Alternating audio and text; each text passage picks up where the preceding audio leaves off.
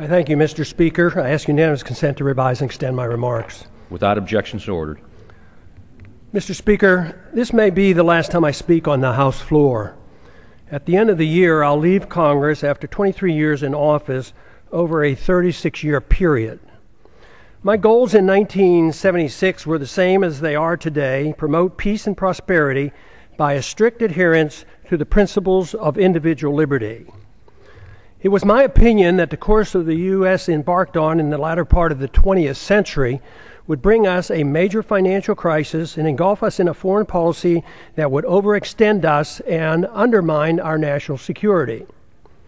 To achieve these goals, I thought the government would have had to shrink in size and scope, reduce spending, change the monetary system, and reject the unsustainable costs of policing the world and expanding the American empire. The problems seem to be overwhelming and impossible to solve, yet from my viewpoint, just following the constraints placed on the federal government by the Constitution would have been a good place to start. Just how much did I accomplish? In many ways, according to conventional wisdom, my off and on career in Congress from 1976 to 2012 accomplished very little. No name legislation, no name federal buildings or highways, thank goodness. In spite of my efforts, the government has grown exponentially, taxes remain excessive, and the prolific increase of incomprehensible regulations continues. Wars are constant and pursued without congressional declaration. Deficits rise to the sky. Poverty is rampant, and dependency on the federal government is now worse than any time in our history. All this with minimal concerns for the deficits and unfunded liabilities that common sense tells us cannot go on much longer. A grand but never mentioned bipartisan agreement allows for the well-kept secret that keeps the spending going. One side doesn't give up 1 penny on military spending, the other side doesn't give up 1 penny on welfare spending, while both sides support the bailouts and the subsidies for the banking and the corporate elite. And the spending continues as the economy weakens and the downward spiral continues.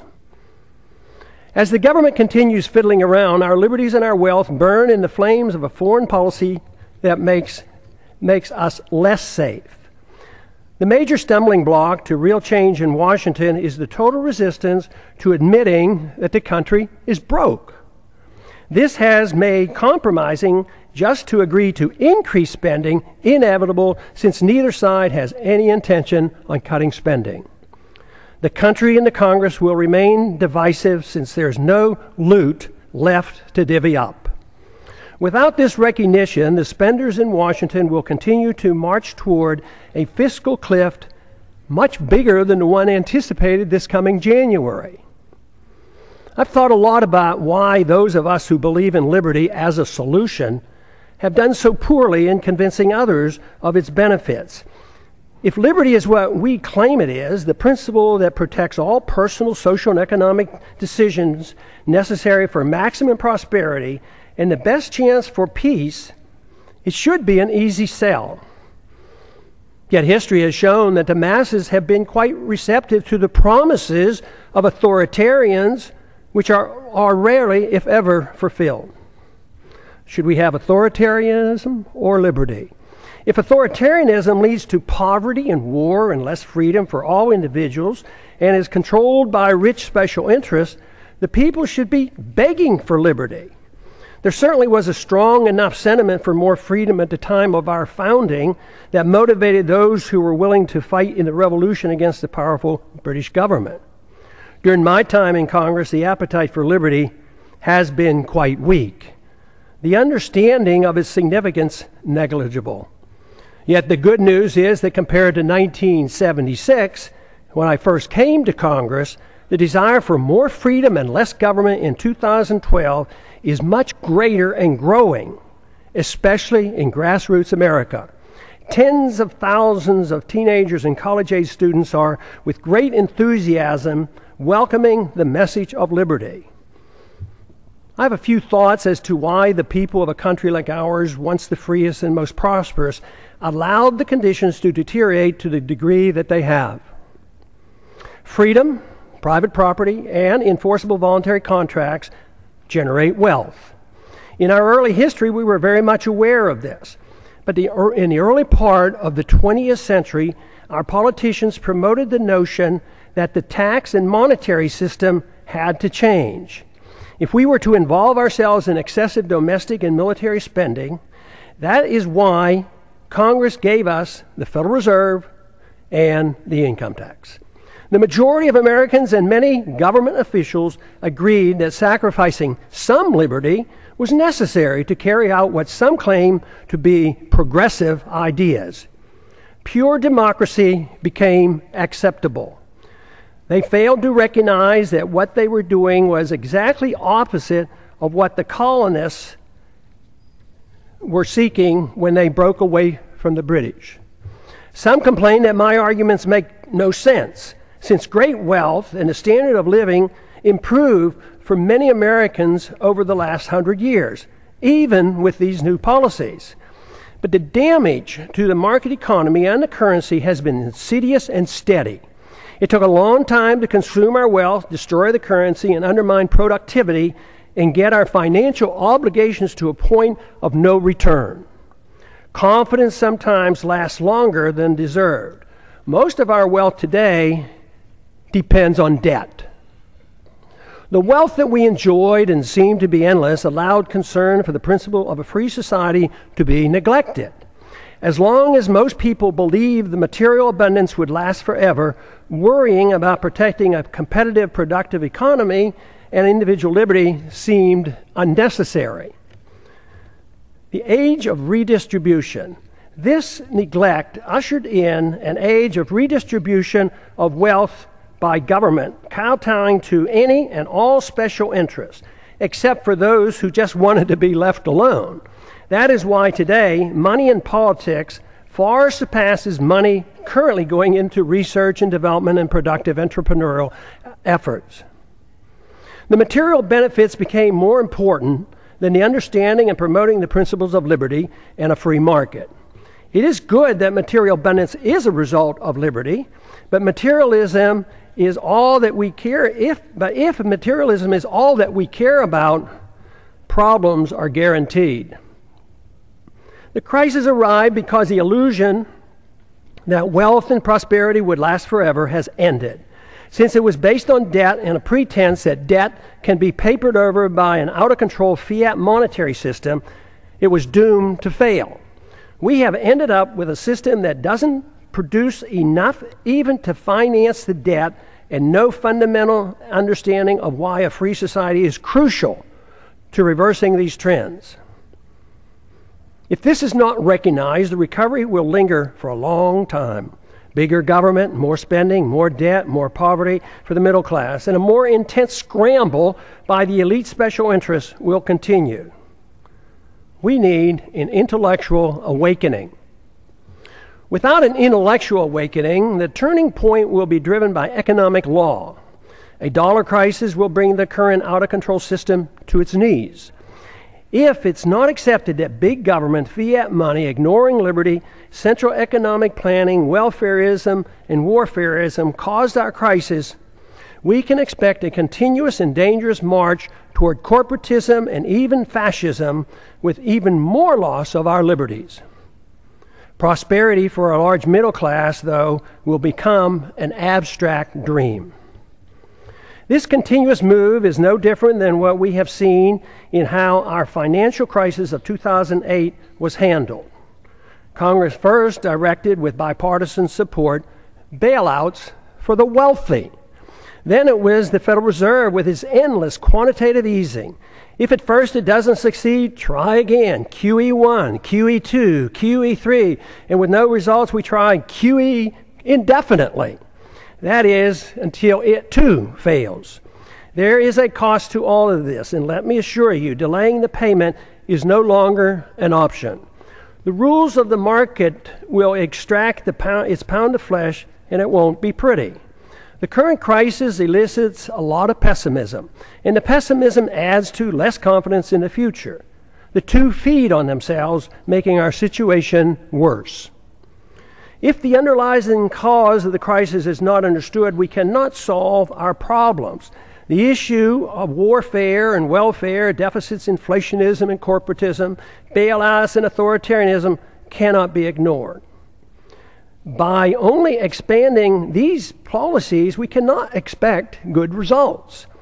Everyone claims support for freedom, but too often it's for one's own freedoms and not for others. Too many believe that there must be limits on freedom.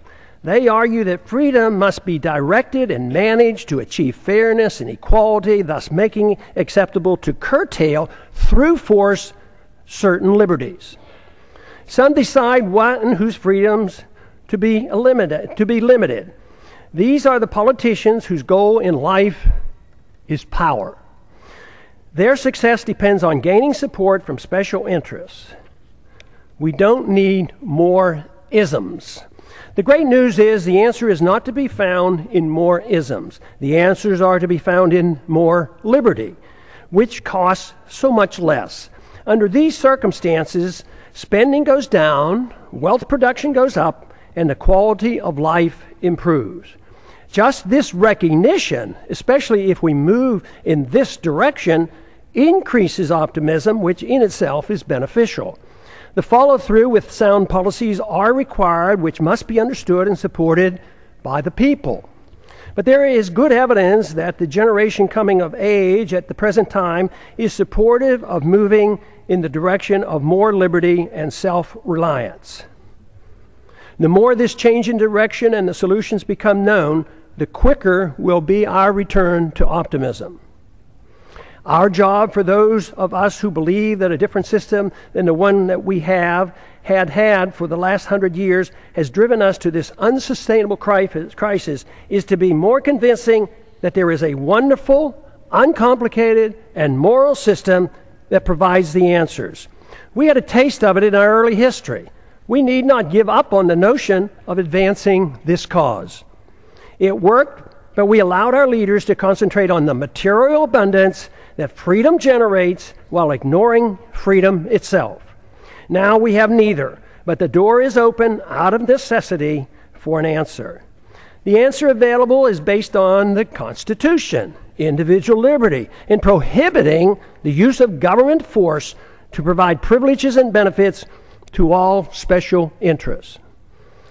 After over 100 years, we face a society quite different from the one that was intended by the founders. In many ways, their efforts to protect future generations with the Constitution from this danger has failed. Skeptics at the time of the Constitution, was written in 1787, warned us of today's possible outcome. The insidious nature of the erosion of our liberties and the reassurance our great abundance gave us allowed the process to evolve into a dangerous period in which we now live. Dependency on government largesse. Today, we face a dependency on government largesse for almost every need. Our liberties are restricted and government operates outside the rule of law, protecting and rewarding those who buy or coerce government into satisfying their demands. Here are a few examples. Undeclared wars are commonplace. Welfare for the rich and poor is considered an entitlement. The economy is overregulated, overtaxed, and grossly distorted by a deeply flawed monetary system. Debt is growing exponentially. The Patriot Act and FISA legislation passed without much debate have resulted in a steady erosion of our Fourth Amendment rights. Tragically, our government engages in preemptive war, otherwise known as aggression, with no complaints from the American people. The drone warfare we are pursuing worldwide is destined to end badly for us as the hatred builds for innocent lives lost and the international laws flaunted.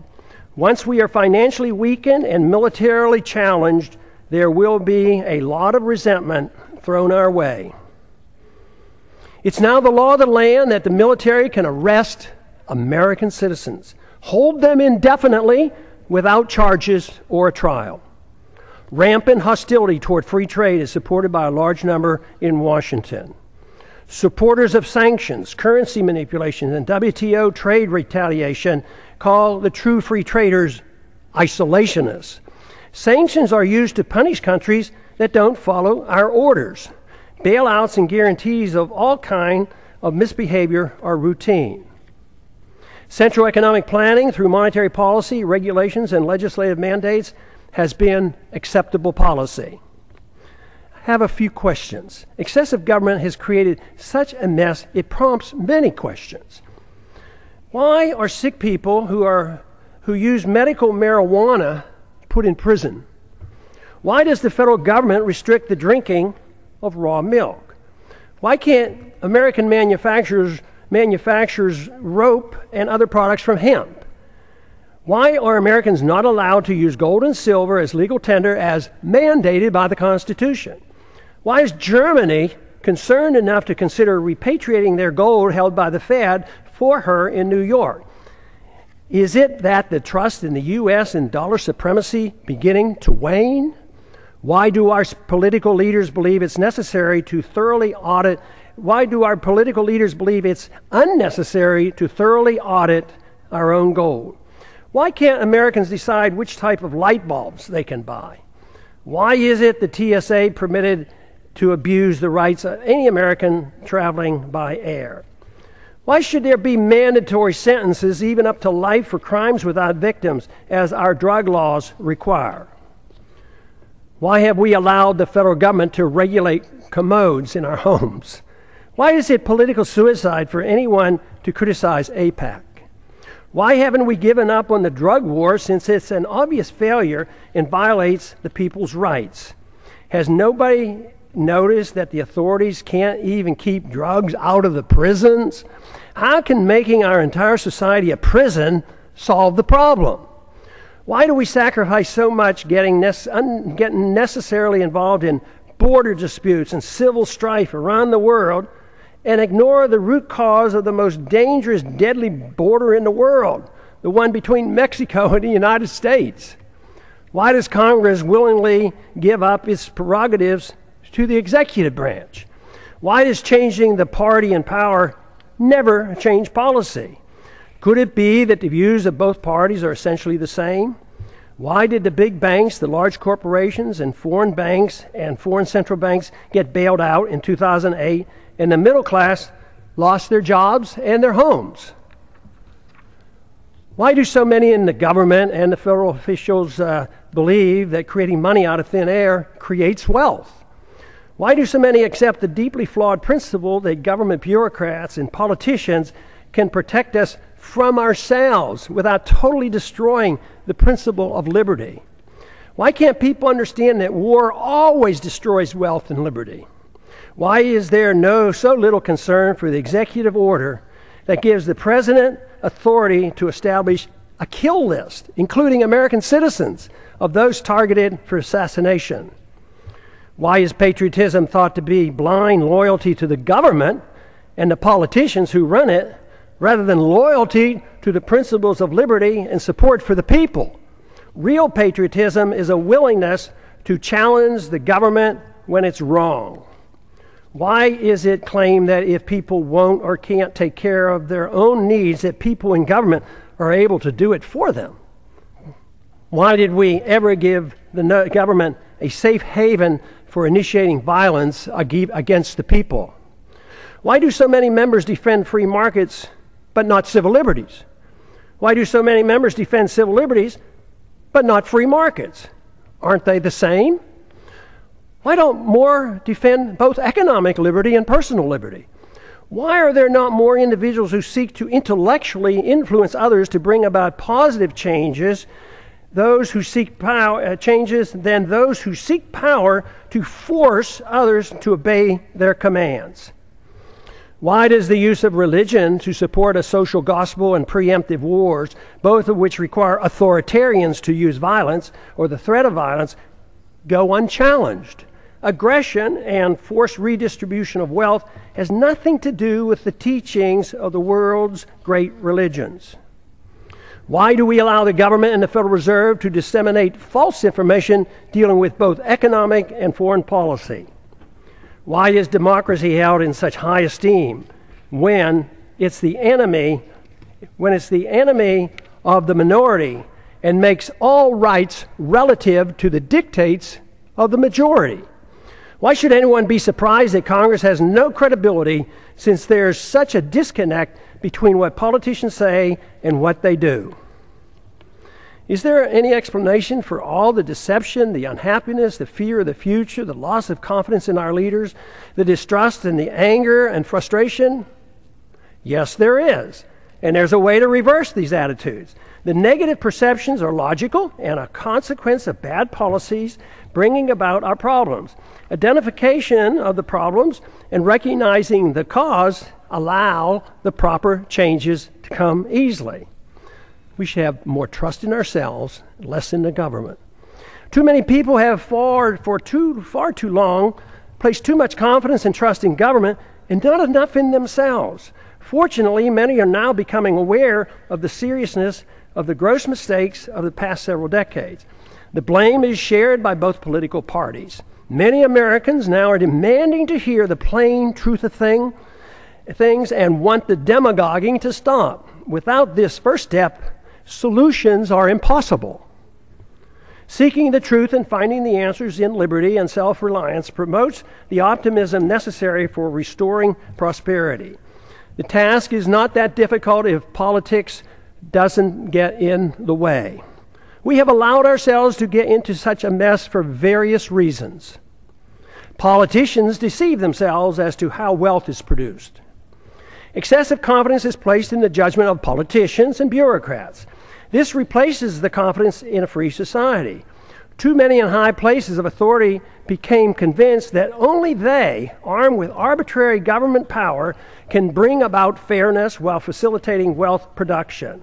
This always proves to be a utopian dream and destroys wealth and liberty. It impoverishes the people and rewards the special interests who end up controlling both parties. It's no surprise that much of what goes on in Washington is driven by aggressive partisanship and power seeking, with philosophic differences being minor. Economic ignorance is commonplace. Keynesianism continues to thrive, although today it is facing healthy, enthusiastic rebuttals. Believers in military Keynesianism and domestic Keynesianism continue to desperately promote their failed policy as the economy languishes in a deep slumber. Supporters of all government edicts use humanitarian arguments to justify them. Humanitarian arguments are always used to justify government mandates related to the economy, monetary policy, foreign policy, and personal liberty. This is on purpose to make it more difficult to challenge. But initiating violence for humanitarian reasons is still violence. Good intentions are no excuse and are just as harmful as when the people use and force with bad intentions. The results are always negative. The immoral use of force is the source of man's political problems. Sadly, many religious groups, secular organizations, and psychopathic authoritarians endorse government-initiated force to change the world. Even when the desired goals are well-intentioned, or especially when they're well-intentioned, the results are dismal. The good results sought never materialize. The new problems created require even more government force as a solution. The net result is institutionalizing government-initiated violence and morally justifying it on humanitarian grounds. This is the same fundamental reason our government uses force for invading other countries at will, central economic planning at home, and the regulation of personal liberty and habits of our citizens.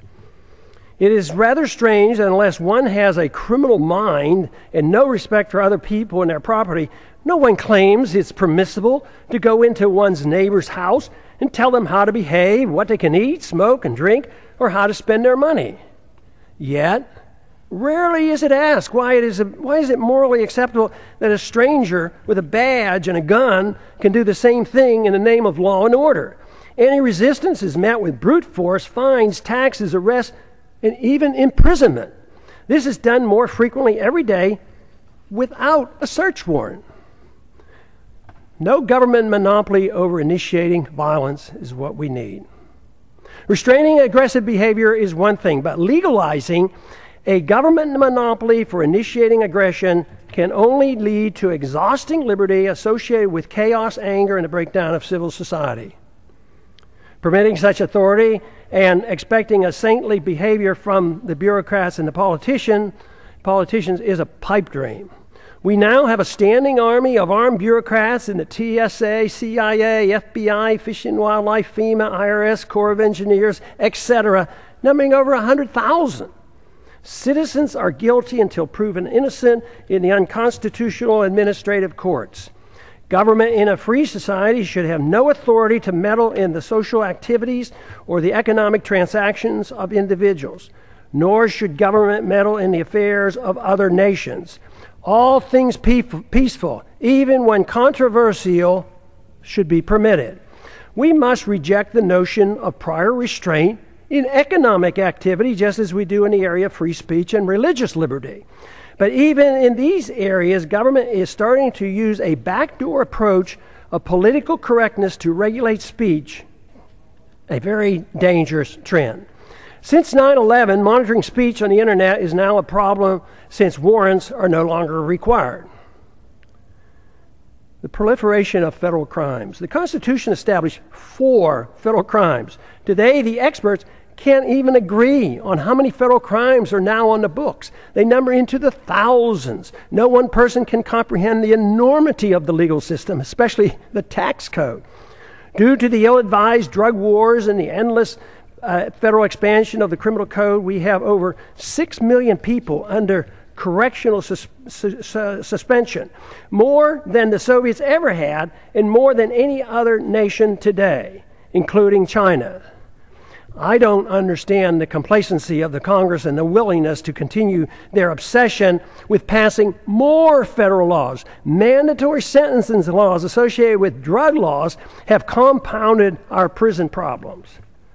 The Federal Register is now 75,000 pages long and the tax code 72,000 pages and expands every year. When will the people start shouting, "Enough is enough," and demand Congress to cease and desist? What we should be doing is achieving liberty. Liberty can only be achieved when government is denied the aggressive use of force. If one seeks liberty, a precise type of government is needed. To achieve it, more than lip service is required. There are 2 choices available. 1, a government designed to protect liberty is a natural right as its sole objective. The people are expected to care for themselves and reject the use of any force for interfering with another person's liberty. Government is given a strictly limited authority to enforce contracts, property ownerships, settle disputes, and defend against foreign aggression. Number 2, a government that pretends to protect liberty but is granted power to arbitrarily use force over the people and foreign nations.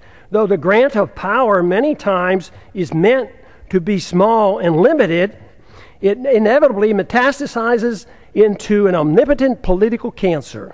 This is the problem for which the world has suffered throughout the ages. Though meant to be limited, it nevertheless is a 100% sacrifice of the principle that would-be tyrants find irresistible. It is used vigorously, though incrementally and insidiously. Granting power to government officials always proves the adage that power corrupts. Once government gets a limited concession for the use of force to mold people's habits and plan the economy, it causes a steady erosion and a steady move toward tyrannical government. Only a revolutionary spirit can reverse the process and deny the government this arbitrary use of aggression. There is no in-between. Sacrificing a little liberty for imaginary safety always ends badly. Today's mess is a result of Americans accepting option number 2, even though the founders attempted to give us option number 1. The results are not good. As our liberties have been eroded, our wealth has been consumed. The wealth we see today is based on debt and a foolish willingness on the part of foreigners to take our dollars for goods and services. Then they loan them back to us to perpetuate our debt system. It's amazing that it has worked for this long, but the impasse in Washington in solving our problems indicate that many are starting to understand the seriousness of this worldwide debt crisis and the dangers we face. The longer this process continues, the harsher the outcome will be. The financial crisis is actually a moral crisis. Many are acknowledging that a financial crisis looms, but few understand it's in reality a moral crisis. It's the moral crisis that has allowed our liberties to be undermined and permits the exponential growth of illegal government power. Without a clear understanding of the nature of the crisis, it will be difficult to prevent a steady march toward tyranny and the poverty that will accompany it. Ultimately, the people have to decide which form of government they want. Option number 1 or option number 2. There is no other choice. Claiming there is a choice of a little tyranny is like describing pregnancy as a touch of pregnancy. It is a myth to believe that a mixture of free markets and government central economic planning is a worthy compromise. What we see today is a result of that type of thinking, and the results speak for themselves. A culture of violence. Americans now suffer from a culture of violence. It is easy to reject the initiation of violence against one's neighbor, but it's ironic that the people arbitrarily and freely anoint government officials with monopoly power to initiate violence against the American people, practically at will. Because it's the government that initiates force, most people accept it as being legitimate. Those who exert the force have no sense of guilt. It is believed by too many, that governments are morally justified in initiating violence supposedly to do good. They incorrectly believe that this authority has come from the consent of the people. The minority, or victims of government violence, never consented to suffer the abuse of government mandates, even when dictated by the majority. Victims of TSA excesses never consented to this abuse. This attitude has given us a policy of initiating war to do good as well. It is claimed that war to prevent war for noble purposes is justified. This is similar to what we were once told that, quote, destroying a village to save a village, close quote, was justified. It was said by a U.S. Secretary of State that the loss of 500,000 Iraqis, mostly children, in the 1990s as a result of American bombs and sanctions was worth it to achieve the good we brought to the people of Iraq. And look at the mess that Iraq is in today. Government use of force to mold social and economic behavior at home and abroad has justified individuals using force on their own terms. The fact that violence by government is seen as morally justified is the reason why violence will increase when the big financial crisis hits and becomes a political crisis as well. First, we recognize that individuals shouldn't initiate violence. Then we give the authority to the government. Eventually, the immoral use of government violence, when things go badly, will be used to justify an individual's right to do the same thing. Neither the government nor individuals have the moral right to initiate violence against another, yet we are moving toward the day when both will claim this authority. If this cycle is not reversed, society will break down. When needs are pressing and conditions deteriorate and rights become relative to the demands and the whims of the majority, it's then not a great leap for individuals to take it upon themselves to use violence to get what they claim is theirs. As the economy deteriorates and the wealth discrepancy increase, as they already are occurring, violence increases as those in need take it in their own hands to get what they believe is theirs. They will not wait for a government rescue program. When government officials wield power over others to bail out the special interests, even with disastrous results to the average citizens, they feel no guilt for the harm they do. Those who take us into undeclared wars, with many casualties resulting, never lose sleep over the deaths and the destruction their bad decisions caused. They are convinced that what they do is morally justified, and the fact that many suffered just can't be helped. When the street criminals do the same thing, they too have no remorse, believing that they are only taking what is rightfully theirs. All moral standards become relative, whether it's bailouts, privileges, government subsidies, or benefits for some from inflating a currency. It's all part of a process justified by a philosophy of forced redistribution of wealth. Violence or a threat of such is the instrument required and unfortunately is of little concern of most members of Congress. Some argue it's only a matter of fairness, that those in need are cared for. There are two problems with this. First, the principle is used to provide a greater amount of benefits to the rich than to the poor. Second, no one seems to be concerned about whether or not it's fair to those who end up paying for all the benefits. The costs are usually placed on the backs of the middle class and are hidden from the public eye. Too many people believe government handouts are free, like printing money out of thin air and there's no cost. That deception is coming to an end. The bills are coming due, and that's what the economic slowdown is all about. Sadly, we have become accustomed to living with the illegitimate use of force by government. It is the tool for telling the people how to live, what to eat and drink, what to read, and how to spend their money. To develop a truly free society, the issue of initiating force must be understood and rejected. Granting to government even a small amount of force is a dangerous concession.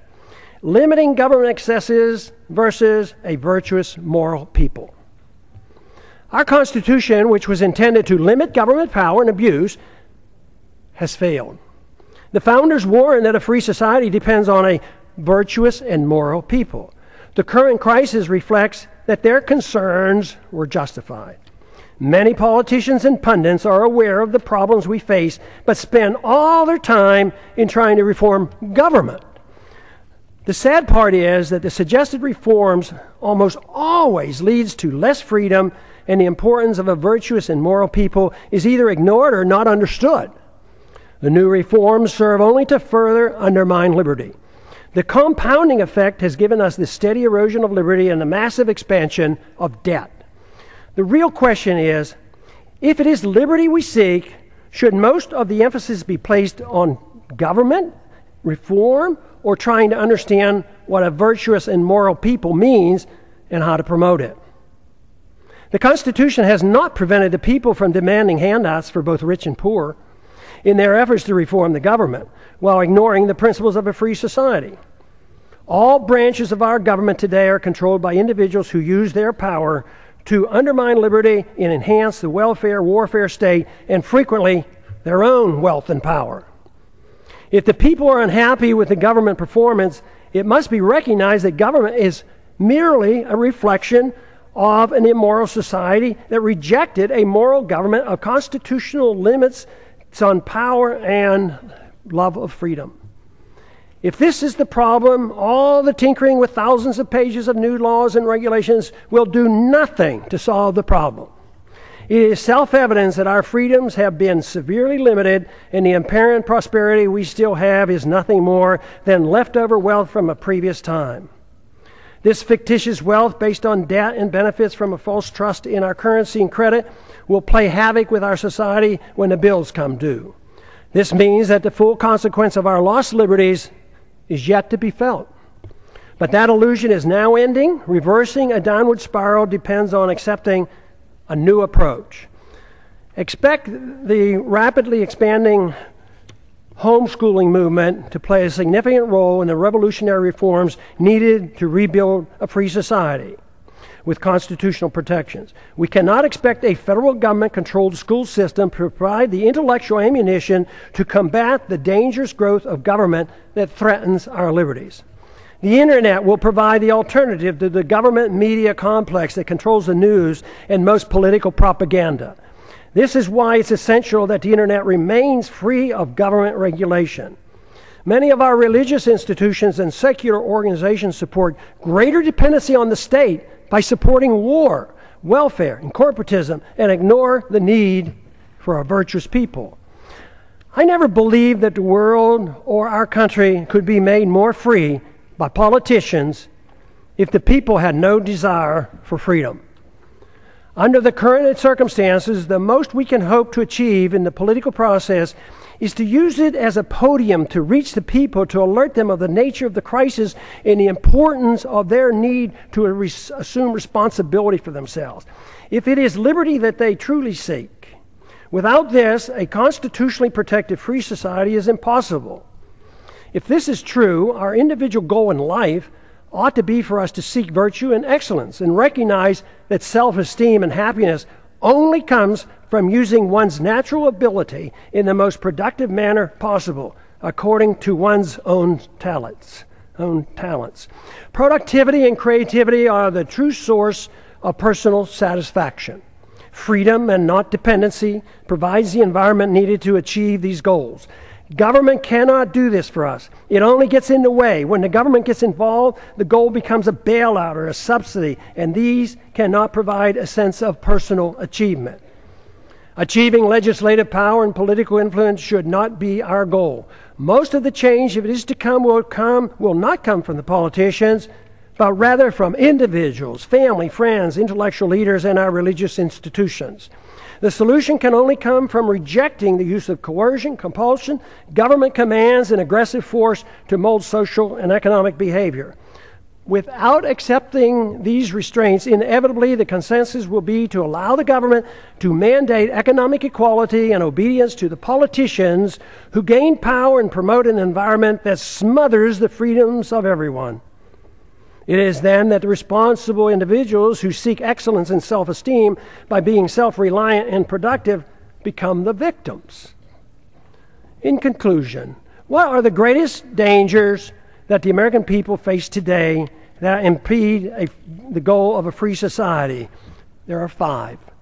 The continuous attack on our civil liberties, which threaten the rule of law and our ability to resist the onrush of tyranny. Number 2, violent anti-Americanism that has engulfed the world. Because the phenomenon of blowback is not understood or denied, our foreign policy is destined to keep us involved in many wars that we have no business being in.